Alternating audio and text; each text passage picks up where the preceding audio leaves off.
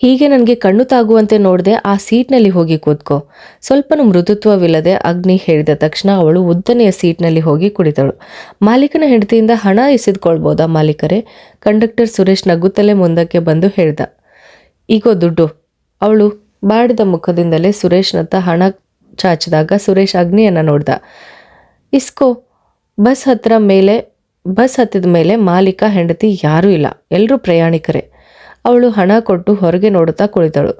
ತುಂಬಿ ಬರುತ್ತಿದ್ದ ಕಣ್ಣೀರನ್ನ ಯಾರಿಗೂ ಕಾಣದಂತೆ ಮೆಲ್ಲನೆ ಸೀರೆಯ ಸೆರಗಿನಿಂದ ಒರೆಸಿಕೊಂಡರು. ಅಗ್ನಿಯ ಕಣ್ಣುಗಳಿಂದ ಅದು ತಪ್ಪಿಸಿಕೊಳ್ಳಲಾಗಲಿಲ್ಲ. ತುಟಿಯಲ್ಲಿ ಮೂಡಿದ ಸಣ್ಣದೊಂದು ಮುಗುಳ್ನಗುವನ್ನ ಅವನು ತನ್ನ ದಟ್ಟವಾದ ಗಡ್ಡದೊಳಗೆ ಹುದುಗಿಸಿಕೊಂಡ. ಸ್ಟಾಪ್ನಲ್ಲಿ ಬಸ್ ನಿಲ್ಲಿಸಿದಾಗ ಭೂಮಿ ಇಳಿಯುವುದನ್ನೇ ಅಗ್ನಿ ನೋಡ್ತಾ ಇದ್ದ. ಅವನನ್ನೊಮ್ಮೆ ನೋಡಿ ಅವಳು ಇಳಿದುಕೊಂಡಾಗ ಅವನು ಮುಗುಳ್ನಕ್ಕ. ಮನೆಗೆ ಹೋಗುವಾಗ ಗೌರಿ ಆಯಾಸದಿಂದ ಸೋಫಾದಲ್ಲಿ ಒರಗಿದ್ದಳು. ಏನಾಯ್ತು ಅತ್ತಿಗೆ, ಹುಷಾರಿಲ್ವಾ? ಭೂಮಿ ಅವಳು ಕುಳಿತಿದ್ದ ರೀತಿಯನ್ನ ಕಂಡು ಓಡಿ ಹೋದ್ಲು. ಏನಿಲ್ಲ. ಏನಾಯ್ತೋ ಗೊತ್ತಿಲ್ಲ ಭೂಮಿ, ಸುಸ್ತಾಗ್ತಿದೆ, ತಲೆ ತಿರುಗ್ತಾ ಇದೆ. ಅವಳು ಹಾಗೆ ಹೇಳಿ ಸೋಫಾಗೆ ಒರಗಿಕೊಂಡಳು. ದೇವ್ರೆ, ಏನು ಮಾಡೋದೀಗ? ಭೂಮಿ ಎದೆಗೆ ಕೈ ಇಟ್ಟುಕೊಂಡು ಅಗ್ನಿಯ ಮೊಬೈಲ್ಗೆ ಕಾಲ್ ಮಾಡಿದಳು. ಬಸ್ನಿಂದ ಇಳಿದ ತಕ್ಷಣ ಭೂಮಿ ಯಾಕೆ ಕಾಲ್ ಮಾಡ್ತಿದ್ದಾಳೆ ಎಂದು ಯೋಚಿಸುತ್ತಲೇ ಅಗ್ನಿ ಕಾಲ್ ರಿಸೀವ್ ಮಾಡಿ ಕಿವಿಗೆ ಇಟ್ಕೊಂಡ. ರೀ, ಗೌರಿ ಅತ್ತಿಗೆಗೆ ಸ್ವಲ್ಪನೂ ಹುಷಾರಿಲ್ಲ, ತಲೆ ತಿರುಗ್ತಿದೆ ಅಂತಿದ್ರು. ಈಗ ಹೇಳೋಕ್ಕಾಗ್ತಿಲ್ಲ, ನನಗೆ ಭಯ ಆಗ್ತಿದೆ. ಇಲ್ಲಿ ಯಾರೂ ಇಲ್ಲ, ಎಲ್ಲರೂ ಮದುವೆಗೆ ಹೋಗಿದ್ದಾರೆ. ಭೂಮಿ ಭಯದಿಂದ ಹೇಳುವಾಗ ಅಗ್ನಿ ಅವಳನ್ನು ಸಮಾಧಾನ ಪಡಿಸಿದ. ನೀನು ಟೆನ್ಷನ್ ಮಾಡ್ಕೋಬೇಡ, ನಾನು ಅರವಿಂದ್ಗೆ ಕಾಲ್ ಮಾಡ್ತೀನಿ.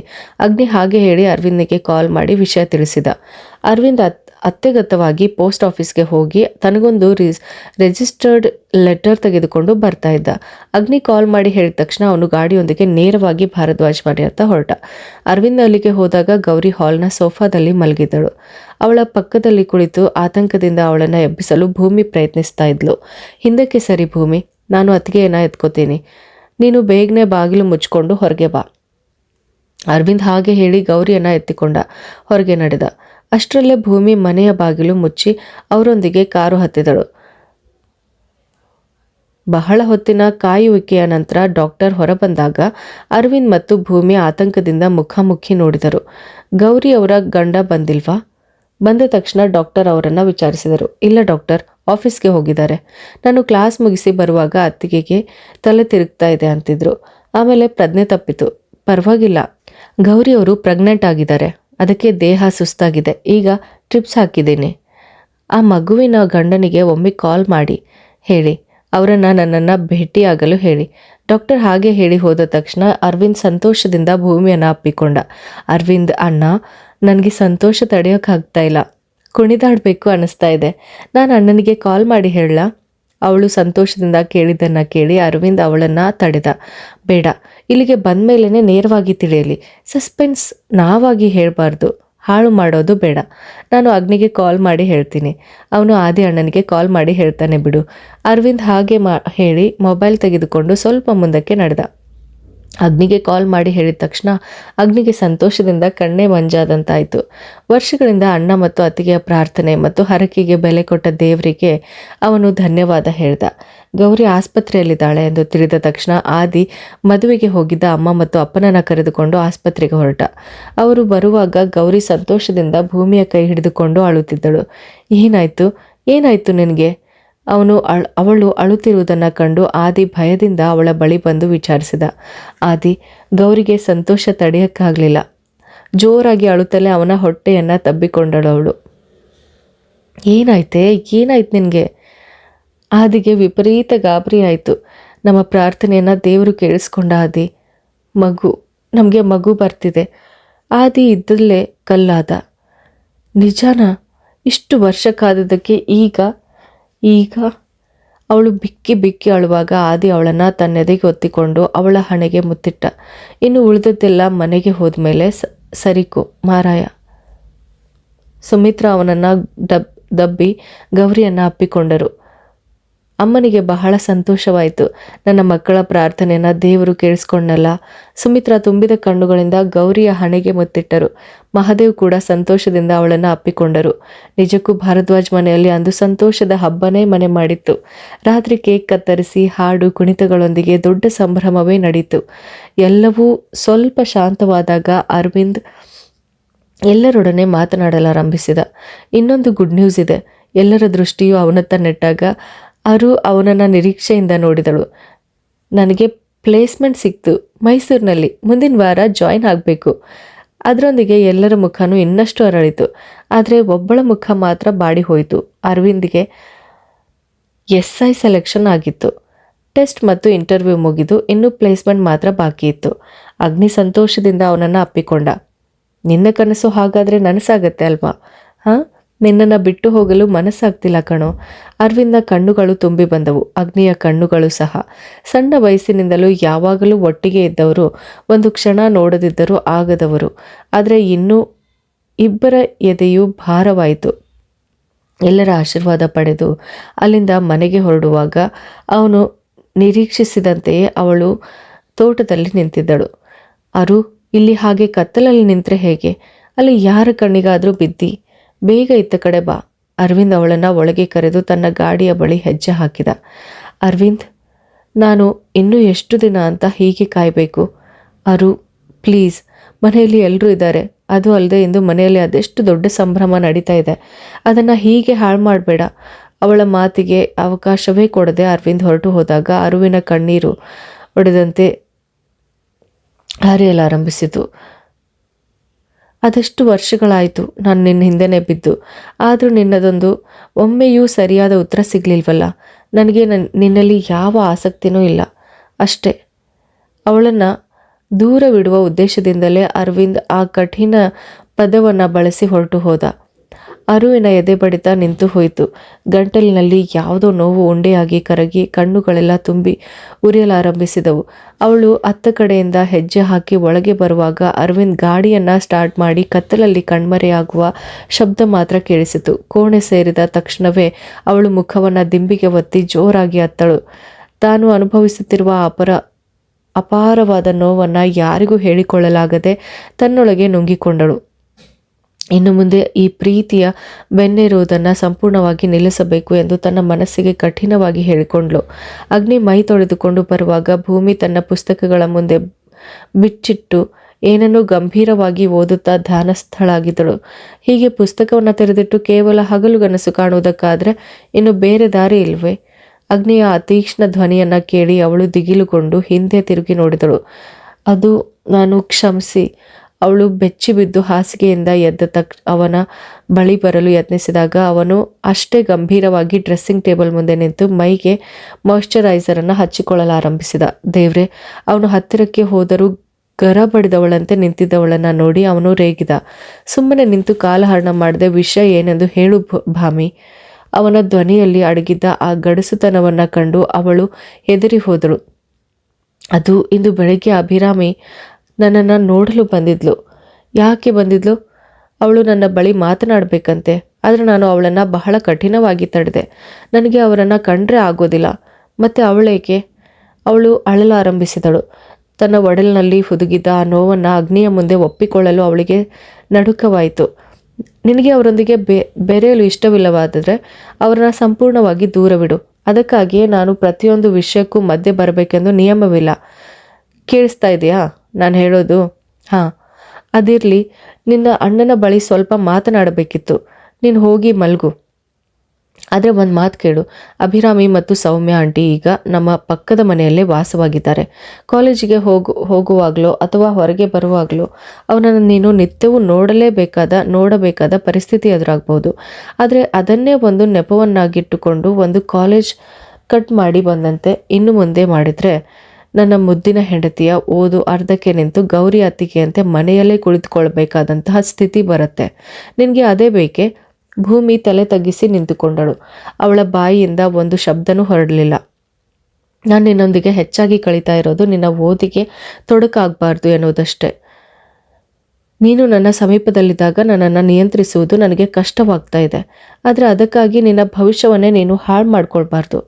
ನಿನ್ನ ಮೇಲೆ ನಿನ್ನ ಅಜ್ಜಿ ತಾತಂದ್ರಿಗೆ ಎಷ್ಟೊಂದು ಕನಸುಗಳಿವೆ ಗೊತ್ತಾ? ನೀನು ಚೆನ್ನಾಗಿ ಓದಿ ದೊಡ್ಡವಳಾಗಬೇಕೆಂಬ ಆಸೆ ನನಗಿಂತ ಹೆಚ್ಚಾಗಿ ಅವರಿಗಿದೆ. ನನ್ನ ದೋಷದಿಂದ ನಿನ್ನ ಆ ಕನಸುಗಳನ್ನೆಲ್ಲ ಕರಗಿ ಹೋದರೆ ಆ ನೋವನ್ನು ಅನುಭವಿಸುವವರು ನಾನೇ. ದೇವ್ರೆ, ನಾನು ಹಾಗಲ್ಲ. ಇವತ್ತು ಮಾಳು ಕೂಡ ಕಾಲೇಜಿಗೆ ಬಂದಿರಲಿಲ್ಲ. ಅದಕ್ಕೆ ನನಗೆ ಅಲ್ಲಿ ಒಂಟಿತನ ಕಾಡ್ತು. ಭೂಮಿ ತನ್ನ ಕಡೆಯಿಂದ ಸಬೂಬು ಹೇಳಲು ಯತ್ನಿಸಿದರೂ ಅಗ್ನಿ ಅವಳನ್ನು ಸುಲಭವಾಗಿ ಬಿಡಲಿಲ್ಲ. ಜೀವನ ಪೂರ್ತಿ ನಿನ್ನ ಜೊತೆಯಲ್ಲೇ ಇರಲು ಆ ಮಾಳು ಬಂದು ಪ್ರಮಾಣ ಮಾಡಿದ್ದಾಳಂತ ಭೂಮಿ. ಅವಳಿಗೆ ಹುಷಾರಿಲ್ಲದೆ ಇದ್ರೆ ಅವಳು ರಜೆ ತಗೊಂಡಿದ್ದಾಳೆ, ಅದು ಸಹಜ. ಆದರೆ ಅವಳ ಹಿಂದೆ ನೀನು ಹೋಗಿ ಕುಳಿತುಕೊಳ್ಬೇಕೆ? ಇಂದು ನೀನು ಬೇಗ ಬಂದಿದ್ದರಿಂದಲೇ ಅತ್ತಿಗೆಗೆ ಅಚಾತುರ್ಯವಾಗಿದ್ದು ಸಮಯಕ್ಕೆ ಸರಿಯಾಗಿ ಗೊತ್ತಾಯಿತು. ಆದರೆ ಇನ್ನು ಮುಂದೆ ಆಟಿಕೆಗಳಂತೆ ಕಾಲೇಜು ಕಟ್ ಮಾಡುವಂಥ ಚಾಳಿಯನ್ನು ಇಟ್ಕೊಂಡ್ರೆ ನಡೆಯೋದಿಲ್ಲ. ಮದುವೆಯಾದ ಮೇಲೂ ಹೆಣ್ಣು ಮಕ್ಕಳು ಓದಿನಲ್ಲಿ ಹಿಂದೆ ಸರಿಬಾರ್ದು. ನನಗೆ ನಿನ್ನ ಮೇಲೆ ಕೋಪವಿಲ್ಲ, ಬದಲಿಗೆ ನಿನ್ನ ಮೇಲೆ ನನಗಿರುವ ಅಪಾರ ನಿರೀಕ್ಷೆಗಳೇ ದೊಡ್ಡದು. ಹೋಗಿ ಮಲ್ಗು ಭಾಮಿ, ನಾನು ಸ್ವಲ್ಪ ಕೆಲಸ ಮುಗಿಸ್ಕೊಂಡು ಬರೋದಕ್ಕೆ ತಡವಾಗತ್ತೆ. ಅಗ್ನಿ ಅಷ್ಟು ಹೇಳಿ ಹೊರಟು ಹೋದಾಗ ಅವಳು ಅಳಲಿಲ್ಲ. ಅವನು ಹೇಳಿದ ಪ್ರತಿಯೊಂದು ಮಾತಿನ ಹಿಂದಿನ ಸತ್ಯ ಅವಳ ಎದೆಗೆ ನೇರವಾಗಿ ನಾಟಿತ್ತು. ತಾನು ನಿಜವಾಗಿಯೂ ತನ್ನ ಗುರಿಯಿಂದ ವಿಮುಖಳಾಗಿದ್ದೇನೆ ಎನ್ನುವ ಅರಿವು ಅವಳನ್ನು ಆವರಿಸಿಕೊಂಡಿತು. ಅವನು ತಡವಾಗಿ ಬರುತ್ತೇನೆ ಎಂದಿದ್ದರಿಂದ ತಾನೇ ಸ್ವಯಂ ಸೇನೆಯಿಂದ ತನ್ನ ದಿಂಬು ಮತ್ತು ಬೆಡ್ಶೀಟ್ಗಳನ್ನು ತೆಗೆದುಕೊಂಡು ಹೋಗಿ ಸೋಫಾದ ಮೇಲೆ ಮಲಗಿಕೊಳ್ಳಲು ಮುಂದಾದಳು. ಆದಿ ತನ್ನ ಮನೆಯ ಸುಂದರವಾದ ಗಾರ್ಡನ್ನಲ್ಲಿ ಕುಳಿತು ಮಧ್ಯದ ಲೋಟವನ್ನು ಕೈಯಲ್ಲಿ ಹಿಡಿದುಕೊಂಡು ಯೋಚಿಸುತ್ತಿದ್ದಾಗ ಅಗ್ನಿ ಅಲ್ಲಿಗೆ ಬಂದನು. ಇಬ್ಬರು ಕುಳಿತು ಬೆಳಿಗ್ಗೆ ನಡೆದ ಆ ಎಲ್ಲ ವಿಚಾರಗಳ ಬಗ್ಗೆ ಮಾತನಾಡಿಕೊಳ್ಳತೊಡಗಿದ್ರು. ನೀನು ಎಷ್ಟು ನಿರ್ದೋಷಿಯಾಗಿರಲು ಹೇಗೆ ಸಾಧ್ಯ ಅಗ್ನಿ? ಭೂಮಿಗೆ ಆ ಮನೆಯ ವಾತಾವರಣವನ್ನು ಒಪ್ಪಿಕೊಳ್ಳಲು ಇನ್ನೂ ಸಾಧ್ಯವಾಗುತ್ತಿಲ್ಲ. ಅವರನ್ನು ನೋಡಿದಾಗಲೆಲ್ಲ ಆ ಹುಡುಗಿಯ ಮುಖ ಕಪ್ಪಾಗಿ ಹೋಗುತ್ತೆ. ಆದಿ ಅಣ್ಣ, ಅವಳ ಕೊನೆಯುಸಿರು ಇರುವವರೆಗೂ ಆ ಮನೆಯಲ್ಲಿಯೇ ಅವಳು ಬದುಕಬೇಕು. ಹಾಗೆಂದ ಮಾತ್ರಕ್ಕೆ ಜನ್ಮ ಕೊಟ್ಟವರ ಮುಖವನ್ನೇ ನೋಡದೆ ತಪ್ಪಿಸಿಕೊಳ್ಳಲು ಅವಳಿಗೆ ನಾನೇ ದಾರಿ ಮಾಡಿಕೊಡ್ಲಾರೆ. ಅವಳ ನೋವನ್ನು ಕಂಡು ಓಡಿ ಹೋಗುವುದನ್ನು ನಾನು ಕಲಿಸುವುದಿಲ್ಲ. ಆ ನೋವನ್ನೇ ಮೆಟ್ಟಿ ನಿಂತು ಗೆಲ್ಲುವ ಗಟ್ಟಿತನವನ್ನು ಅವಳಲ್ಲಿ ಬೆಳೆಸಬೇಕು. ಅವಳು ಕೇವಲ ನನ್ನ ಹೆಂಡತಿಯಾಗಿ ನನ್ನ ಮರೆಯಲ್ಲಿ ಬದುಕುವವಳಲ್ಲ. ಜಗತ್ತಿನ ಎಷ್ಟೇ ದೊಡ್ಡ ಬಿರುಗಾಳಿಯನ್ನು ಎದುರಿಸಿ ನಿಲ್ಲುವ ಶಕ್ತಿ ಅವಳಿಗಿದೆ. ಕೇವಲ ಒಂದು ತಾಳಿಯ ಬಲದಿಂದ ನನ್ನನ್ನು ಅವಳು ಆಶ್ರಯಿಸಿದ್ದಾಳೆ ಎಂದ ಮಾತ್ರಕ್ಕೆ ಅವಳ ಪ್ರತಿಯೊಂದಕ್ಕೂ ನನ್ನನ್ನೇ ಅವಲಂಬಿಸುವಂತೆ ಮಾಡಲು ನನಗೆ ಇಷ್ಟವಿಲ್ಲ. ಅವಳು ಸ್ವತಂತ್ರಳಾಗಿ ಬೆಳಿಬೇಕು. ಅಂದು ಕಾಣಬೇಕೆಂದೇ ನಾನು ಕಾಯುತ್ತಿದ್ದೇನೆ. ಅಗ್ನಿ ತನ್ನ ಮನಸ್ಸಿನ ಆಳದಲ್ಲಿದ್ದ ಆ ಅಚಲವಾದ ಪ್ರೀತಿಯನ್ನು ವಿವರಿಸಿದಾಗ ಆದಿಗೆ ಅವನ ಬಗ್ಗೆ ಇದ್ದ ಗೌರವ ಮತ್ತಷ್ಟು ಇಮ್ಮಡಿಯಾಯಿತು. ಅವಳ ಈ ಓಟದ ದಾರಿಯಲ್ಲಿ ನೀನೇ ಅವಳಿಗೆ ಅಡಿಯಾಳಾಗಬೇಡ ಅಗ್ನಿ. ಖಂಡಿತ ಇಲ್ಲ ಅಣ್ಣ. ಅವಳ ಕನಸುಗಳೇ ನನ್ನ ಉಸಿರು. ಅಗ್ನಿ ಅಷ್ಟು ಹೇಳಿ ತನ್ನ ಲೋಟದಲ್ಲಿದ್ದ ಮದ್ಯವನ್ನು ಒಂದೇ ಗುಟುಕಿಗೆ ಕುಡಿದು ಮುಗಿಸಿದನು. ಅವರು ಸ್ವಲ್ಪ ಹೊತ್ತು ಮಾತನಾಡುತ್ತಿರುವುದನ್ನು ಮುಗಿಸಿ ತಮ್ಮ ತಮ್ಮ ಕೋಣೆಯೊಳಗೆ ತೆರಳಿದರು. ಅಗ್ನಿ ಬಂದು ನೋಡುವಷ್ಟರಲ್ಲಿ ಭಾಮಿ ಸೋಫಾದ ಮೇಲೆ ಮಲಗಿ ನಿದ್ರೆಗೆ ಜಾರಿದಳು. ಅವನ ತುಟಿಯಂಚಿನಲ್ಲಿದ್ದ ಸಣ್ಣದೊಂದು ನಗು ಮೂಡಿತು. ಎಂದೆಂದಿಗೂ ನನ್ನನ್ನು ಬಿಟ್ಟು ಬೇರೆ ಎಲ್ಲಿಯೂ ಹೋಗಲಾರೆ ನೀನು. ಅವನು ಮಂಚದ ಕಡೆಗೆ ಹೋಗದೆ ನೇರವಾಗಿ ಸೋಫಾದ ಬಳಿ ಬಂದು ಮಲಗಿದ್ದವಳನ್ನ ಎತ್ತಿಕೊಳ್ಳಲು ಮುಂದಾದಾಗ ಅವಳು ಕಣ್ಣು ಬಿಟ್ಟಳು. ದೇವ್ರೆ, ನೀವು ಬೆಡ್ ಮೇಲೆ ಮಲಗಿ, ನಾನು ಇಲ್ಲಿನೇ ಕರೆಕ್ಟಾಗಿ ಮಲ್ಕೊಂಡಿದ್ದೀನಿ. ಸುಮ್ಮನೆ ಇರು ಹುಡುಗಿ. ಅವನು ಅವಳ ಮಾತಿಗೆ ಕಿವಿ ಕೊಡದೆ ತನ್ನ ಬಾಹುವಿನಲ್ಲಿ ಎತ್ತಿಕೊಂಡು ಬಂದು ನೇರವಾಗಿ ಬೆಡ್ ಮೇಲೆ ಮಲಗಿಸಿದನು. ನೀವು ಬರ್ತೀರಾ ಅಂತಾನೆ ನಾನು ಅಲ್ಲಿ ಮಲಗಿದ್ದು. ನನ್ನನ್ನು ದೂರವಿಡಲು ನೀನು ಕಂಡುಕೊಂಡ ಅಸ್ತ್ರವೇ ಇದು, ಹೌದಾ? ಹೌದು. ನೀವು ನನ್ನನ್ನು ಓದಲು ಬಿಡದೆ ಹೀಗೆ ಹತ್ತಿರ ಬಂದರೆ ನಾನು ಹೇಗೆ ಪಾಠ ಮಾಡಲಿ ಹೇಳಿ? ಅವಳು ಮುಗುಳ್ನಕ್ಕು ಅವನ ಎದೆಗೆ ಮುಖವರ್ಗಿಸಿಕೊಂಡು ಆ ಮೃದುವಾದ ಸ್ಪರ್ಶಕ್ಕೆ ಅಗ್ನಿಯು ಎಲ್ಲ ಕಠಿಣತೆಯನ್ನು ನೀರಾಗಿ ಕರಗಿ ಹೋಯಿತು. ಇನ್ನು ಮುಂದೆ ನಿನ್ನ ಓದಿಗೆ ನಾನೇ ಅಡ್ಡಿಯಾಗುವುದಿಲ್ಲ ಬಿಡು. ಆದರೆ ಜಾಣಿಯಾಗಿ ಓದಿ ನನಗೆ ಬೇಕಾದ ಅಂಕಗಳನ್ನ ತೆಗೆದುಕೊಡ್ಬೇಕು. ಒಪ್ಪಿಗೆನಾ? ಖಂಡಿತ. ಅವಳು ಅವನ ಕೆನ್ನೆಯ ಮೇಲೆ ಪ್ರೀತಿಯಿಂದ ಮುತ್ತಿಟ್ಟು ಆ ವಿಶಾಲವಾದ ಎದೆಯ ಮೇಲೇ ತಲೆ ಇಟ್ಟು ಗಾಢ ನಿದ್ರೆಗೆ ಜಾರಿದಳು. ಆ ಇಬ್ಬರ ಪ್ರೀತಿಯು ಈಗ ಜಗಳಗಳು ಮತ್ತು ಮುನಿಸುಗಳನ್ನು ಮೀರಿ ಎಲ್ಲಿಗೂ ಎತ್ತರಕ್ಕೆ ಬೆಳೆದಿತ್ತು. ಮಾರನೇ ದಿನ ಬೆಳಗ್ಗೆ ಸೂರ್ಯನ ಕಿರಣಗಳು ಭೂಮಿಯನ್ನು ಸ್ಪರ್ಶಿಸುವ ಮುನ್ನವೇ ಮಾಳು ತನ್ನ ಮನೆಯಿಂದ ನೇರವಾಗಿ ಹತ್ತಿರದ ದೇವಸ್ಥಾನಕ್ಕೆ ಬಂದಿದ್ದಳು. ದೇವರ ದರ್ಶನವನ್ನು ಮುಗಿಸಿಕೊಂಡು ಹೊರಬರುವಾಗ ಮೆಟ್ಟಿಲುಗಳ ಬಳಿ ನಿಂತುಕೊಂಡು ತನ್ನನ್ನೇ ಕಾದು ನೋಡುತ್ತಿದ್ದ ಭಾಸ್ಕರನನ್ನು ಕಂಡು ಅವಳು ದಿಗಿಲುಗೊಂಡಳು. ಅವಳನ್ನು ಕಂಡ ತಕ್ಷಣವೇ ಭಾಸ್ಕರ್ ಅಲ್ಲಿಗೆ ಹೆಜ್ಜೆ ಹಾಕಿದನು. ಮಾಳು, ನಾನು ನಿಮ್ಮ ಮನೆಯಲ್ಲಿ ಬಂದು ಮಾತನಾಡಿದರೆ ನಿನ್ನ ತಂದೆ ಮತ್ತು ಅಣ್ಣ ಒಪ್ಪಿಕೊಳ್ತಾರಾ? ನನ್ನನ್ನು ಮದುವೆ ಆಗೋದಕ್ಕೆ ನೀನು ಸಿದ್ಧಳಾಗಿದ್ದೀಯಾ? ಭಾಸ್ಕರ್ನ ಆ ಮುಕ್ತವಾದ ಹಾಗೂ ದಿಢೀರ್ ಪ್ರೀತಿಯ ಪ್ರಸ್ತಾವನೆಯನ್ನು ಕೇಳಿ ಮಾಳುವಿನ ಕಣ್ಣುಗಳು ಆಶ್ಚರ್ಯದಿಂದ ಅರಳಿದವು. ಆದರೆ ಆ ಕ್ಷಣದಲ್ಲಿ ಆ ಕಣ್ಣುಗಳಲ್ಲಿ ಕಣ್ಣೀರು ತುಂಬಿಕೊಂಡಿತು. ಇಷ್ಟು ದಿನ ನಾನೇನು ಕೇಳಿದ್ರು ಕಣ್ಣೆತ್ತಿಯೂ ನೋಡಿದವನು ಇಂದು ಹೀಗೆ ನೇರವಾಗಿ ಬಂದು ಕೇಳಿದರೆ ನಾನೇನು ಉತ್ತರಿಸಲಿ ಭಾಸ್ಕರ್? ಅವಳ ಆ ಗದ್ಗದಿತ ಧ್ವನಿಯನ್ನು ಕೇಳಿ ಭಾಸ್ಕರ್ ಮುಂದೆ ಬಂದು ಅವಳ ಕಣ್ಣೀರನ್ನು ತನ್ನ ಒರಟು ಬೆರಳಿನಿಂದ ನಿಧಾನವಾಗಿ ಒರೆಸಿದನು. ಅಂದು ನನ್ನಲ್ಲಿ ಕೀಳರಿಮೆ ಇತ್ತು ಮಾಡು. ನನ್ನನ್ನು ನಾನೇ ನಂಬದಿದ್ದಾಗ ಮತ್ತೊಬ್ಬರಿಗೆ ಹೇಗೆ ತಾನೇ ಭರವಸೆ ಕೊಡಲಿ? ಆದರೆ ಇಂದು ನಿನ್ನ ಕಣ್ಣೀರು ನನ್ನನ್ನು ಪ್ರಶ್ನಿಸುತ್ತಿರುವಾಗ ನಾನೊಬ್ಬ ಸೋತವನಾಗಿ ಬದುಕಲು ಬಯಸೋದಿಲ್ಲ. ನೀನು ನನಗೆ ಬೇಕು. ಕೊನೆಯವರೆಗೂ ಜೊತೆಯಾಗಿರಲು ನನ್ನ ಹೆಂಡತಿಯಾಗಿ ಬರುತ್ತೀಯಾ? ಮಾಳು ಮತ್ತೊಮ್ಮೆ ಯೋಚಿಸದೆ ನೇರವಾಗಿ ಅವನ ಎದೆಗೆ ತಲೆ ಕೊಟ್ಟು ಜೋರಾಗಿ ಅಳಲಾರಂಭಿಸಿದಳು. ವರ್ಷಗಳ ಕಾಲ ತಾನು ಹಂಬಲಿಸಿದ ಆ ಪ್ರೀತಿ ಇಂದು ತನ್ನ ಕೈ ಸೇರಿದೆ ಎನ್ನುವ ಸತ್ಯ ಅವಳನ್ನು ಪರವಶಳನ್ನಾಗಿ ಮಾಡಿತ್ತು. ಹೌದು, ನಿಮ್ಮನ್ನು ಬಿಟ್ಟು ಬೇರೆ ಯಾರನ್ನು ನಾನು ಮದುವೆ ಆಗಲಾರೆ. ಅವಳು ಅವನ ಮುಷ್ಟಿಯನ್ನು ಗಟ್ಟಿಯಾಗಿ ಹಿಡಿದುಕೊಂಡು ನಕ್ಕಳು. ಭಾಸ್ಕರ್ ಸಮಾಧಾನದಿಂದ ನಿಟ್ಟುಸಿರನ್ನು ಬಿಟ್ಟು ಅವಳ ತಲೆಯ ಮೇಲೆ ಕೈಯಿಟ್ಟನು. ಅದೇ ಸಮಯದಲ್ಲಿ ಅಗ್ನಿ, ಅರವಿಂದ್ ಮತ್ತು ಹತ್ತಿರದ ಪುರಾತನ ದೇವಸ್ಥಾನದ ಕೋಣೆಯ ಬಳಿ ನಿಂತಿದ್ದರು. ಭೂಮಿಯನ್ನು ಪ್ರೀತಿಸಿ ಮದುವೆಯಾದ ದಿನ ನಾನು ದೇವರಿಗೆ ಒಂದು ಹರಕೆ ಹೊತ್ತಿದ್ದೆ ಅರ್ವಿ. ನನ್ನ ಹೆಂಡತಿಯ ಪ್ರಾಣವನ್ನು ಉಳಿಸಿಕೊಟ್ರೆ ಈ ದೇವಸ್ಥಾನದ ಪ್ರಕಾರದಲ್ಲಿ ಅಗ್ನಿ ಸ್ವರೂಪವಾಗಿ ಹರಕೆ ತೀರಿಸುತ್ತೇನೆ ಎಂದುಕೊಂಡಿದ್ದೆ. ಇನ್ನುಳಿದ ಜೀವನದಲ್ಲಿ ಅವಳಿಗೆ ಯಾವ ಕಷ್ಟನೂ ಬರಬಾರದು ಎಂದು ಬೇಡಿಕೊಳ್ಳಲು ಇಂದು ಈ ಕಠಿಣವಾದ ಹರಕೆಯನ್ನು ತೀರಿಸಲೇಬೇಕು. ಅಗ್ನಿ ಹೇಳಿದ ಆ ಮಾತನ್ನು ಕೇಳಿ ಅರವಿಂದ್ನ ಎದೆ ನಡುಗಿ ಹೋಯಿತು. ಅಗ್ನಿ, ಇದು ಬೇರೆ ರೀತಿಯ ಹರಕೆ. ಕೇವಲ ಮಣ್ಣಿನ ಮೇಲೆ ನಡೆಯುವುದಲ್ಲ, ಮುಳ್ಳುಗಳು ಹಾಗೂ ಕಾವೇರಿದ ಕಲ್ಲುಗಳ ಮೇಲೆ ನಡೆಯುವಂಥದ್ದು. ನಿನ್ನ ಮೈ ಮೇಲೆ ಬಿಸಿಲು, ಆ ಕಲ್ಲಿನ ಉರಿ, ಇದು ತುಂಬ ಅಪಾಯಕಾರಿ. ನನ್ನ ಪ್ರೀತಿಗಾಗಿ ಇದಕ್ಕಿಂತ ದೊಡ್ಡದನ್ನು ಬೇಕಾದರೂ ನಾನು ಸಹಿಸಬಲ್ಲೆ ಅರವಿ. ಅಂದು ನನ್ನ ಬಾಳಿಗೆ ಬೆಂಕಿ ಬಿದ್ದಾಗ ಕೈ ಹಿಡಿದು ನಡೆಸಿದ ದೇವರಿಗೆ ನಾನು ನನ್ನ ಈ ಶರೀರದ ನೋವನ್ನು ಅರ್ಪಿಸಲೇಬೇಕು. ತಡೆ ಹಿಡಿಯಬೇಡ. ಅಗ್ನಿ ತನ್ನ ಮೈ ಮೇಲಿದ್ದ ಮೇಲುಡುಪನ್ನು ತೆಗೆದು ಕೆಳಗಿಟ್ಟು ಕೇವಲ ಬಿಳಿ ಧೋತಿಯನ್ನು ಮಾತ್ರ ಧರಿಸಿ ಆ ದೊಡ್ಡ ಪ್ರಕಾರದ ಮುಂಭಾಗದಲ್ಲಿ ಬರಿಗಾಲಲ್ಲಿ ನಿಂತನು. ಅವನ ಸುತ್ತಲೂ ಬಿಸಿಲ ಧಗೆ ಹರಡಿಕೊಂಡಿತ್ತು. ನೆಲದ ಮೇಲೆ ಹಾಸಿದ್ದ ಕಲ್ಲುಗಳ ಉರಿಯುವ ಕೆಂಡದಂತೆ ಕಾದಿದ್ದವು. ಅವನು ಕೈ ಮುಗಿದು ದೇವರನ್ನ ಸ್ಮರಿಸುತ್ತಾ ಆ ಹಾದಿಯಲ್ಲಿ ಹೆಜ್ಜೆ ಹಾಕಲು ಆರಂಭಿಸಿದನು. ಪ್ರತಿಯೊಂದು ಹೆಜ್ಜೆ ಇಡುವಾಗಲೂ ಆ ಕಾದ ಕಲ್ಲುಗಳು ಅವನ ಪಾದದ ಚರ್ಮವನ್ನು ಸುಟ್ಟು ಕರಗಿಸುತ್ತಿದ್ದವು. ಸಣ್ಣ ಪುಟ್ಟ ಮರಗಳು, ಚೂರುಗಳು ಮತ್ತು ಹರಿತವಾದ ಕಲ್ಲುಗಳು ಅವನ ಅಂಗೈ ಹಾಗೂ ಕಾಲುಗಳನ್ನು ಕೊರೆದು ರಕ್ತ ಹರಿಯಲಾರಂಭಿಸಿತು. ಆದರೂ ಅವನ ಮುಖದಲ್ಲಿ ಯಾವುದೇ ನೋವಿನ ಅಭಿವ್ಯಕ್ತಿ ಕೂಡ ಇರಲಿಲ್ಲ. ಕೇವಲ ಭಕ್ತಿಯ ದೃಢತೆ ಮಾತ್ರ ಎದ್ದು ಕಾಣಿಸ್ತಾ ಇತ್ತು. ದೇವಸ್ಥಾನದ ಮುಂಭಾಗಿಲಿಂದ ಬಂದು ತಲುಪುತ್ತಿದ್ದ ಭಾಸ್ಕರ್ ಹಾಗೂ ಮಾಳು ಈ ಭಯಾನಕ ದೃಶ್ಯವನ್ನು ಕಂಡು ದಿಗಿಲುಗೊಂಡು ನಿಂತು ಬಿಟ್ಟರು. ಅಗ್ನಿ! ಭಾಸ್ಕರ್ ದಿಢೀರನೆ ಕೂಗಿಕೊಂಡು ಮುಂದೆ ಓಡಲು ಹೋದಾಗ ಅರವಿಂದ್ ಕೈಯಿಂದ ತಡೆದು ನಿಲ್ಲಿಸಿದನು. ಬೇಡ ಭಾಸ್ಕರ್, ಅದು ಅವನ ಭಕ್ತಿ ಹಾಗೂ ಹರಕೆ. ಅದನ್ನು ಯಾರೂ ತಡೆಯೋದಕ್ಕೆ ಸಾಧ್ಯವಿಲ್ಲ. ಅಗ್ನಿಯ ಮೈಯಿಂದ ರಕ್ತ ಹರಿಯುತ್ತಿರುವುದನ್ನು ನೋಡಿದ ಮಾಳು ತನ್ನ ಕಣ್ಣುಗಳನ್ನು ಮುಚ್ಚಿಕೊಂಡಳು. ಆದರೆ ಆ ಅಗ್ನಿ ದಿವ್ಯದ ನಡುವೆಯೂ ಅಗ್ನಿ ತನ್ನ ಹೆಂಡತಿಯಾದ ಭೂಮಿಯ ಒಳಿತಿಗಾಗಿ ಪ್ರಾರ್ಥಿಸುತ್ತಾ ಪ್ರತಿ ಹೆಜ್ಜೆಯನ್ನು ಅಚಲವಾಗಿ ಇಡುತ್ತಿದ್ದನು. ಆ ಕ್ಷಣದಲ್ಲಿ ಅಲ್ಲಿ ನೆರೆದಿದ್ದ ಪ್ರತಿಯೊಬ್ಬರ ಕಣ್ಣುಗಳು ಕೃತಜ್ಞತೆಯಿಂದ ಒದ್ದೆಯಾಗಿದ್ದವು.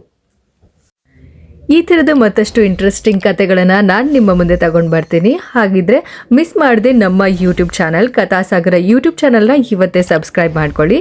ಹಾಗೆ ಕತೆ ಇಷ್ಟ ಆಗಿದ್ರೆ ಲೈಕ್ ಮಾಡಿ. ಹಾಗೆ ನಿಮ್ಮ ಫ್ರೆಂಡ್ಸ್ ಹಾಗೂ ಫ್ಯಾಮಿಲಿಗೆ ಇವತ್ತೇ ಶೇರ್ ಮಾಡಿ. ಧನ್ಯವಾದಗಳು.